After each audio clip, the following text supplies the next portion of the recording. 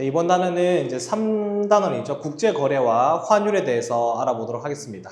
자, 오늘의 이제 포인트는 국제거래와 환율, 국제거래인데, 자, 국제거래의 의미와 필요성에 대해서 먼저 보도록 할게요. 국제거래는 우리나라 안에서 거래를 하는 게 아니고 우리나라와 다른 나라가 교류를 하는 거라고 생각하시면 됩니다. 국가 간의 상품이나 생산 요소 등이 거래되는 것. 우리가 이제 상품은 우리가 앞에서 뭐라고 배웠냐면 생산물이라고 배웠거든. 그러니까 생산물이나 생산 요소. 생산 요소는 노동, 토지, 자본 같은 게 있었죠. 자, 그래서 국가 간에 이렇게 두 나라가 이런 것들을 주고받고 하는 거래가 바로 국제 거래예요. 반대말이 되는 게 국내 거래가 있겠죠. 네. 자, 그러면 이제 국제거래가 국내 거래 등과 다른 차이점을 좀 볼 건데 여기 시험 많이 나오죠. 자, 국제거래의 특징 봅시다. 첫 번째는 시장 규모가 굉장히 크다. 전 세계가 시장 대상이기 때문에 국내 거래보다는 훨씬 더 규모가 크고 세금이 부과가 돼요. 자, 관세라고 하는 게 부과가 됩니다. 국가와 국가끼리 무역을 할 때는 자국의 제품을 보호하기 위해서 상대방 국가에서 판매하는 물건에 대한 세금을 부과해요. 그게 관세라고 생각하시면 됩니다. 예를 들어서 우리나라가 뭐 중국에 물건을 팔고 싶다. 그러면 우리나라에서 뭐 자동차를 만들어서 중국에 파는데 중국 자동차가 보호받아야 되니까 한국산 자동차한테 세금을 부과할 수 있다는 거예요. 두 번째는 화폐의 교환 비율을 고려해야 된다. 이게 이제 환율이죠. 자, 우리나라 돈은 원이지만 미국 돈은 달러잖아요. 그래서 우리나라하고 미국하고 화폐가 다르다 보니까 이것을 교환할 수 있어야 된다라는 뜻이 되겠고요. 다음, 상품 및 생산 요소의 이동에 제약 같은 게 있다. 국가 간의 이동을 하다 보니까 기상 환경도 안 좋으면 약간 간의 이동에 문제가 있을 수 있고 두 국가 간의 정치적 이슈가 있으면 또 서로 거래하기 곤란할 수도 있겠죠. 네, 이런 국내 거래와의 다른 점을 꼭 기억을 해 두셔야 됩니다. 아셨죠? 자, 그러면 이 국제거래 발생 요인과 원인에 대해서, 원리에 대해서 한번 보도록 할게요. 요인과 원리. 자, 발생 요인은 너무 쉬워. A 국가에 없는 게 B 국가에 있는 거야. 그래서 국가마다 생산 여건이 다르기 때문에 생산비의 차이가 발생한다. 이 생산비는 생산 비용이에요. 뭐 분필 하나 만드는데 더 잘 만들 수 있는 나라가 있다는 거죠. 그러다 보니까 생산에 유리한 조건을 각 국가가 잘 갖춘 나라가 그거를 많이 만드는 걸 특화라고 불러요. 특화라는 게 중요해. 분필을 A 나라도 만들 수 있고 B 나라도 만들 수 있는데 A 나라가 B 나라보다 더 잘 만들어. 그럼 A 나라는 분필을 이제 특화해서 분필만 만들고 B 나라는 바나나만 만들고 해서 서로 잘 만드는 거를 많이 만들어서 서로 교환을 하자는 내용입니다. 그렇게 되면 국제거래가 발생할 수 있겠죠. 자, 비교우위. 이거 정말 중요해. 비교우위. 각 국은 상대적으로 더 효율적으로 생산할 수 있는 품목에 특화한다라고 되어 있죠. 자, 무슨 적으로? 상대적으로 더 효율적으로 생산할 수 있는 물건이 있을 거야. 그거를 특화해서 더 만드는 게 비교우위라고 불러요. 자, 그래서 그걸 교역함으로써 상호 이익을 얻는데 이 비교우위는 고등학교 과정에 가면 기회비용과 함께 섞어서 이제 문제를 푸는 직접적으로 계산하는 문제가 출제가 되거든요. 중학교 과정에서는 개념만 익혀놓으면 될 것 같아요. 그럼 그 개념을 잠깐 보도록 할게요. 자, 절대우위, 비교우위 이렇게 두 가지의 경제 용어가 있는데 절대우위부터 볼게요. 우위가 남보다 더 잘 만들고 더 잘한다는 뜻이잖아. 근데 절대적으로 우위가 있다는 뜻이거든. 한 국가가 다른 국가에 비해서 더 저렴한 비용으로 상품을 생산할 수 있는 능력이라고 되어 있는데 자, 그럼 예시를 한번 볼게요. 예시. 자, TV를 만드는데 TV 한 개를 만드는데 자, 미국도 만들 수 있고 한국도 만들 수 있어요. 자, 미국도 TV 하나 만들 수 있고 한국도 TV 하나를 만들 수 있다고 가정을 해볼게. 자, 한국은 TV 하나를 만드는데 총 10만 원이 들어요. TV 하나 만드는데 드는 비용이야, 비용. 자, 근데 미국은 5만 원이면 TV 하나를 만들 수 있어. 자, 그러면 누가 더 비용이 적게 들지? 미국이 더 적게 들죠? 그랬을 때 미국이 한국보다 TV를 더 잘 만드는 것으로 파악할 수 있는 거예요. 그래서 미국이 한국보다 TV 한 개 생산에 무슨 우위에 있다? 절대 우위에 있다. 이렇게 분석한다고 생각하시면 돼요.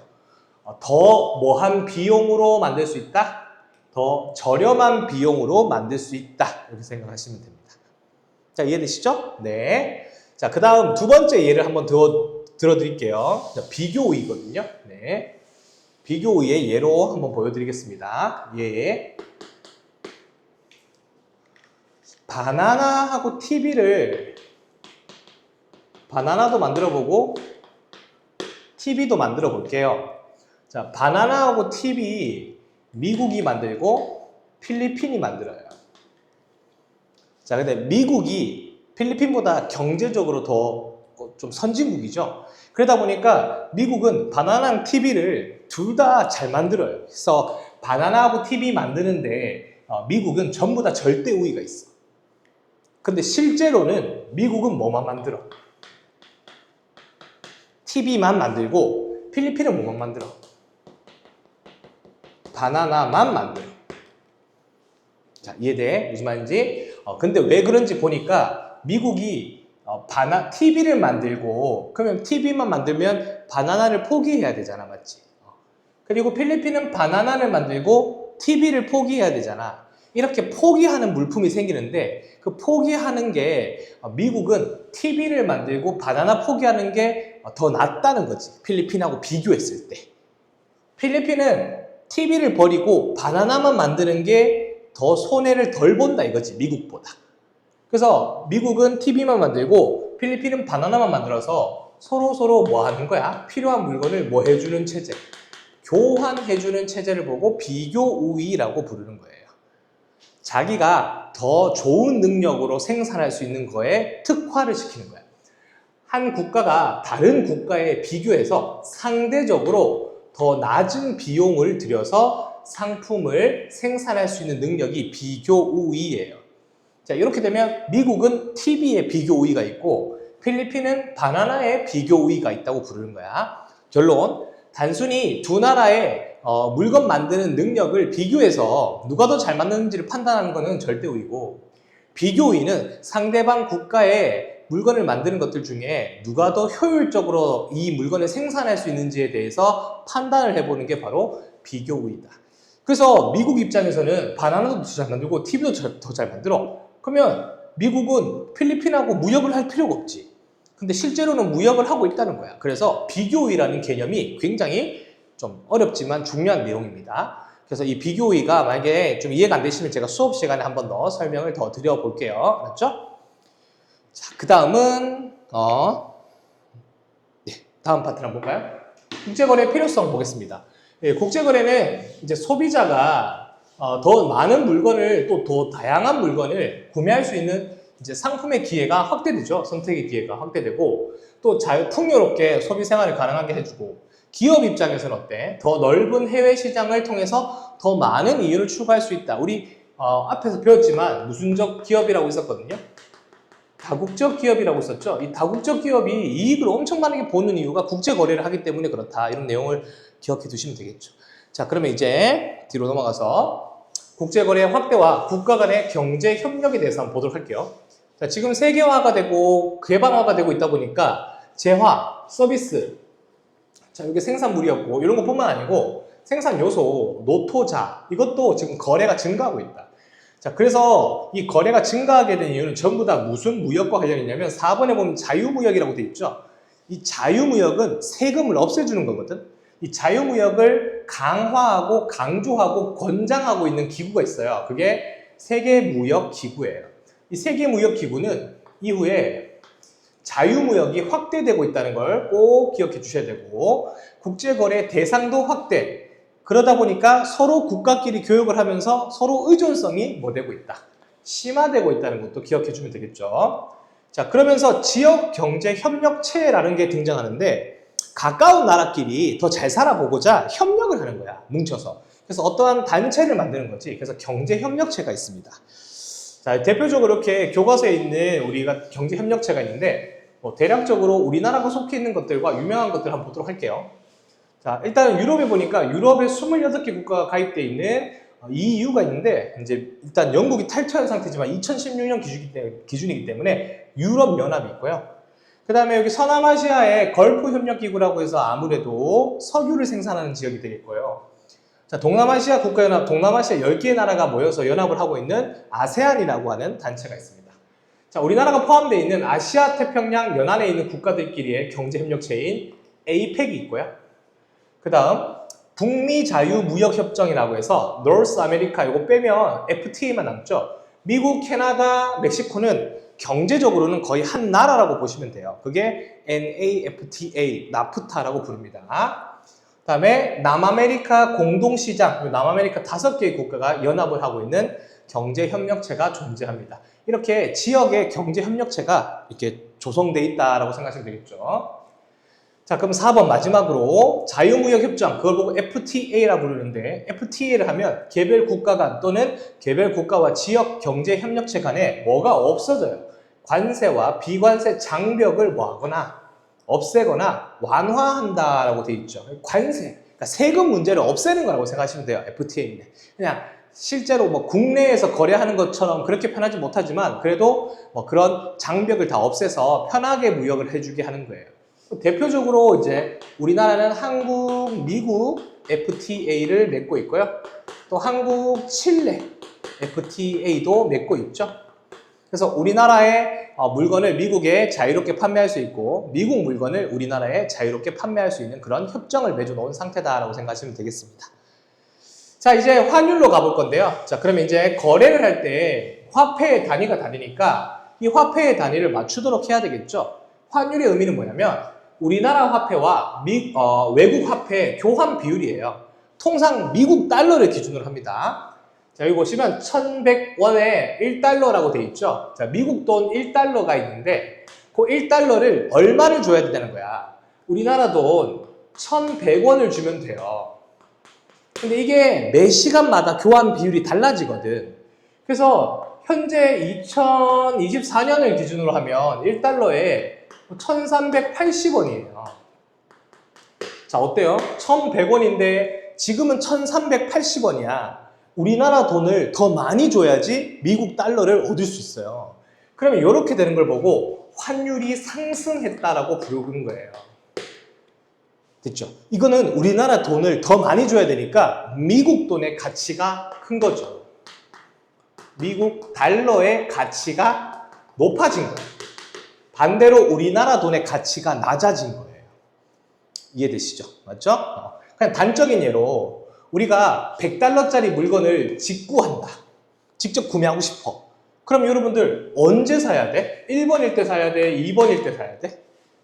당연히 1번일 때 사는 게 더 돈이 적게 들겠죠. 그래서 이 환율이 하락하고 환율이 상승하면 어떤 문제가 발생하는지를 배울 거고요. 자, 그러면 이 환율이 왜 올라가고 내려가는지에 대해서 한번 보도록 하겠습니다. 자, 2번을 보시면 환율의 결정인데, 자, 외환 시장이라는 게 있어. 돈을 바꾸는 시장이 있는데 그 시장에서 외환의 수요와 공급에 의해서 결정이 된다 돼 있죠. 자, 우리 수요가 뭐였어요?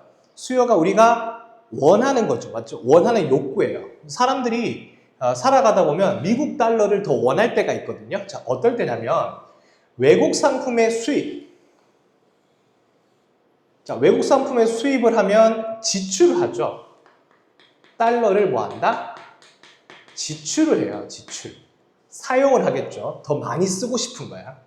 자, 자국민의 해외여행 나가면 우리가 달러를 많이 교환하죠. 그래서 우리가 달러를 이렇게 원하고 싶잖아요. 해외여행 갈 때 환전해서 가야 되니까. 그래서 해외여행 갈 때. 그 다음에 해외 투자와 유학을 갈 때 외환의 수요가 증가하죠. 한국 돈을 미국 달러로 바꾸고 싶은 거예요.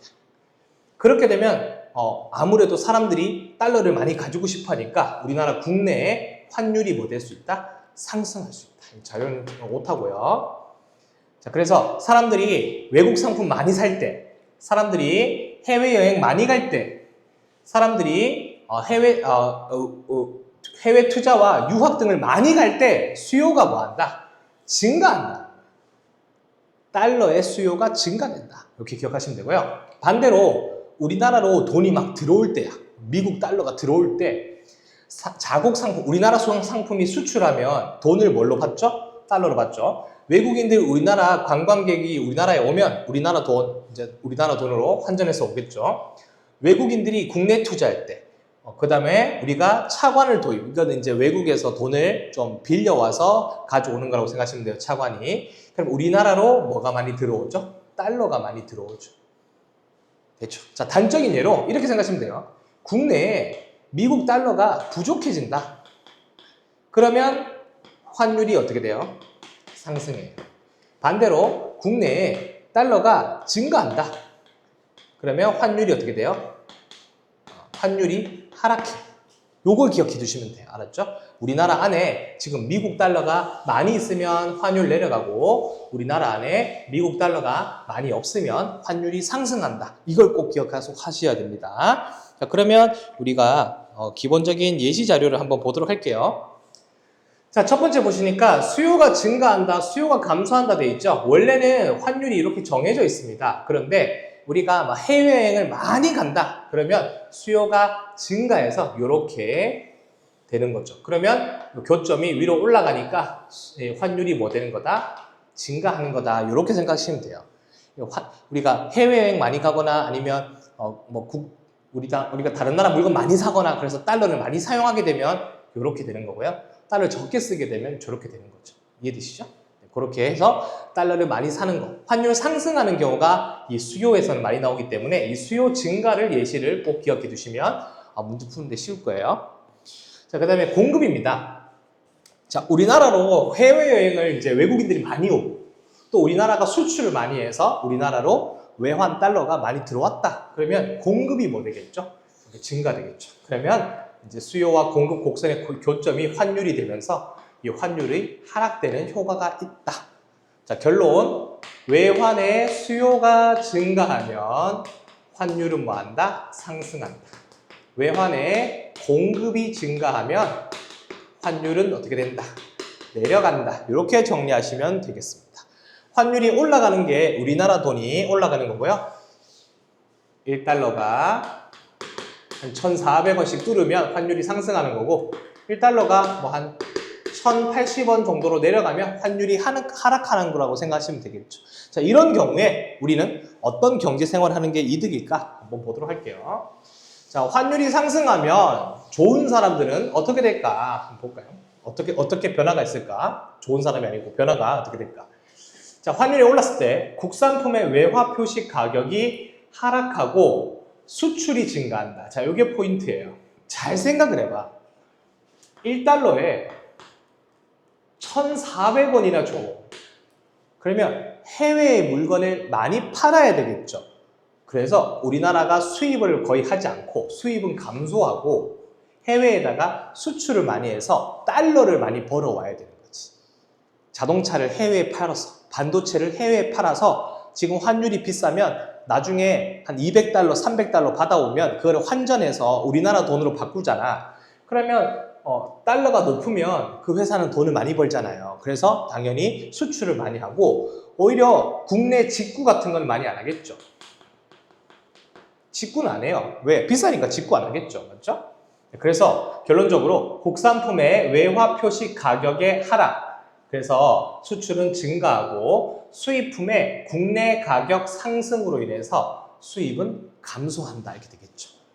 됐죠? 요거는 원화가 약세고 달러가 강세기 때문에 미국 돈, 그러니까 외국 돈을 많이 끌어들이는 게 중요한 거예요. 그래서 수출이 증가한다고 기억해 두셔야 돼요. 자, 그 다음에 환율이 떨어지면 수출 많이 하면 우리가 더 손해를 보거든요. 그래서 국산품의 외화 표시 가격 상승으로 인해서 수출이 감소한다. 꼭 기억해 두시고 반대로 국내 직구 많이 해야 되겠죠. 그 해외 직구 많이 하면 좋겠죠. 값싸게 살 수 있으니까 수입이 증가하겠다. 이렇게 되겠죠. 우리 일본 여행 많이 가잖아. 지금 일본의 환율이 너무 낮거든요. 일본 돈의 가치가 많이 내려갔어. 그래서 우리나라 돈으로 일본 돈을 많이 바꿀 수 있거든. 그럼 우리가 돈 많이 바꿔서 일본 여행 많이 가잖아요. 맞죠? 그런 개념이라고 생각하시면 되고요. 자, 국내 물가는 어떻게 될까요? 자, 환율이 상승하면 해외에서 원료를 가져오면 그 해외 원료가 비싸겠죠? 그래서 당연히 국내 물가가 뭐 될 수 있다? 상승할 수 있다. 이렇게 되고요. 다음에 환율이 떨어지면 해외 원자재 가격이 좀 저렴해질 수 있겠죠. 그래서 물가가 하락하는 게 아니고 물가가 안정될 수 있다. 물가 하락이라고 하시면 안 돼요. 물가가 평균적으로 안정될 수 있다는 걸 기억해 두시면 됩니다. 지금은 달러가 좀 비싸요. 1380원이면 환율이 좀 높은 편이거든. 그래서 지금 물가가 되게 높은 편이잖아. 맞지? 외채 상환. 우리가 빚을 져가지고 미국에 또는 뭐 다른 해외 기구에다가 돈을 갚아야 되는 일이 있다. 외화로 갚아야 빚이 늘어나 외채 부담의 증가가 발생할 수 있겠죠. 당연하지. 미국 돈으로 갚아야 되는데 미국 돈으로 갚으려고 하니까 환율이 안 좋아서 돈을 더 많이 줘야 되잖아. 맞지? 그걸 꼭 기억하고. 자, 환율이 떨어지면 빚을 갚을 때 굉장히 부담이 뭐 되겠죠? 감소되겠죠. 그래서 이때 많이 갚아야 되겠죠. 환율이 내려갔을 때 돈을 많이 갚아야 됩니다. 이런 것도 특징입니다.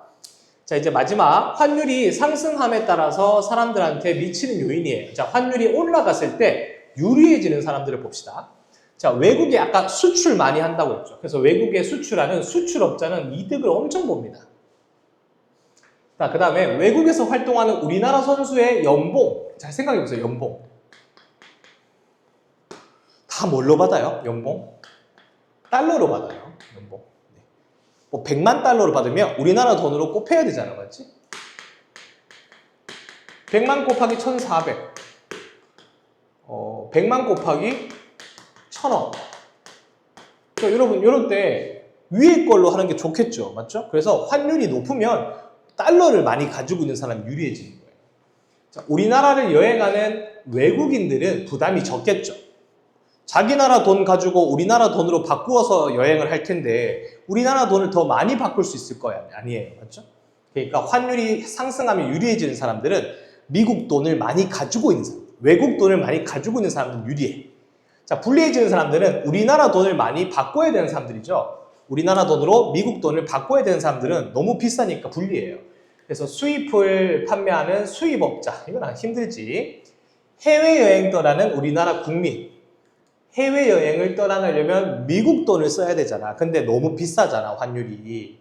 그 다음 외국에서 유학 중인 학생들, 외국에서 유학하는 학생들은 뭘 써야 돼? 돈을. 달러를 써야 되잖아요.